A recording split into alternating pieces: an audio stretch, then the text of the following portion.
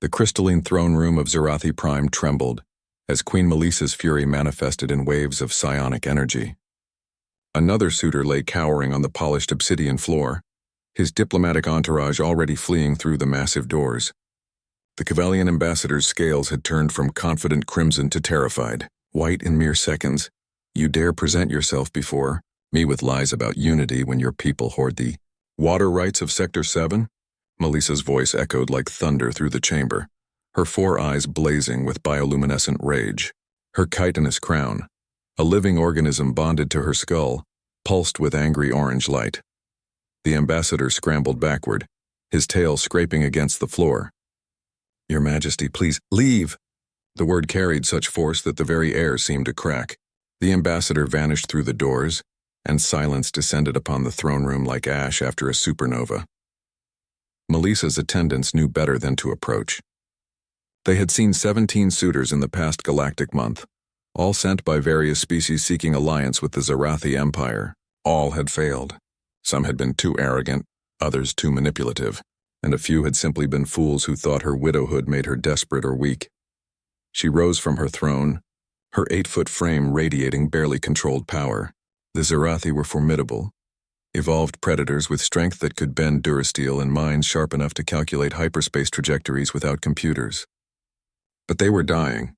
A genetic bottleneck centuries ago had left them with a dwindling population, and Melissa, as the last of the royal bloodline, carried the weight of her species' survival on her shoulders. Every suitor saw only opportunity. None saw her grief, her exhaustion, her rage at a universe that demanded she commodify herself for the sake of her people. She stalked through the corridors of her palace, dismissing guards with a gesture. She needed the maintenance bay, the one place where she could think, where the hum of machinery drowned out the whispers of expectation. The bay was supposed to be empty at this hour. It wasn't. A human sat cross-legged beneath her personal starfighter, tools scattered around him, humming what sounded like a working song. He wore the oil-stained coveralls of the maintenance crew, his dark hair tied back in a practical knot. "Who are you?" Melissa's voice was sharp, though exhaustion dulled its edge.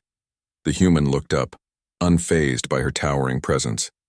His eyes, those strange single-pupil human eyes, met hers with remarkable steadiness. "Assel, Your Majesty, transferred from the human delegation 3 cycles ago.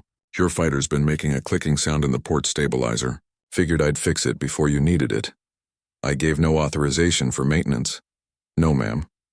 Assel stood wiping his hands on a rag. He was tall for a human, but still had to crane his neck to meet her lowest set of eyes. "But I heard the clicking yesterday during your atmospheric test.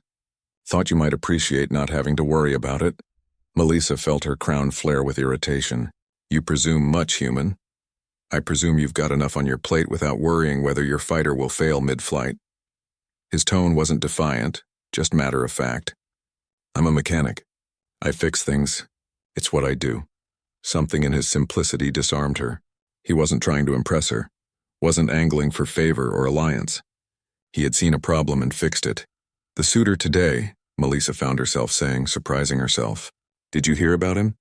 Heard he ran fast enough to leave scorch marks." Assel picked up a wrench, examining it thoughtfully. "Heard the 16 before him did too. And you think me unreasonable?" "I think," Assel said slowly, "that you're tired. And angry. And probably grieving. And everyone who's supposed to help is just making it worse." The words struck something deep in Melissa's chest.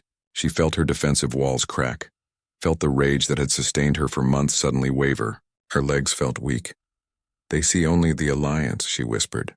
"The trade routes. The military advantage. None of them see." Her voice broke. The great queen of Zerathi Prime, who had led her fleets to victory against the Corthian hegemony, who had negotiated the 12 Accords, who had held her dying mate in her arms as his lifelight faded, she felt herself breaking. Assel moved before she could process it. His human arms, so small compared to her own, wrapped around her waist. He pressed his face against her chitinous chest plate and simply held her. Every instinct screamed at Melissa to push him away. Queens did not show weakness. Predators did not accept comfort. But his warmth was so genuine, so devoid of calculation, that she found her own arms encircling him instead, and she wept. Humans, she had learned during diplomatic briefings, were oddly tactile creatures. They had evolved as social primates, bonding through physical contact in ways most species found peculiar. This hug was apparently a standard gesture of comfort. It was also, Melissa realized, exactly what she needed. They stood there for what might have been minutes or hours. Time lost meaning in that moment. Assel said nothing, demanded nothing, expected nothing. He simply held steady while she released months of pent-up anguish. When Melissa finally pulled back, her crown had shifted from angry orange to the soft blue of calm seas. "Why?" she asked. "Why would you do this?" Assel shrugged, that peculiarly human gesture. "Because you needed it. And because sometimes the bravest thing isn't running into battle, it's standing still when someone's hurting. You are not afraid of me. Should I be?" He tilted his head. "You're terrifying in battle, sure. But right now, you're just someone who needed a friend. A friend, not a suitor, not an ally seeking advantage. A friend." "Tell me, Asil," Melissa said, a strange sensation uncurling in her chest, something she hadn't felt in a long time. Hope. "Why did humans send you to Zarathi Prime, mechanical exchange program? Your ships use Viridian drives, ours use quantum cores. Figured we'd learn from each other." He grinned. "Though between you and me, I volunteered because I'd heard Zarathi engineering was the best in the galaxy.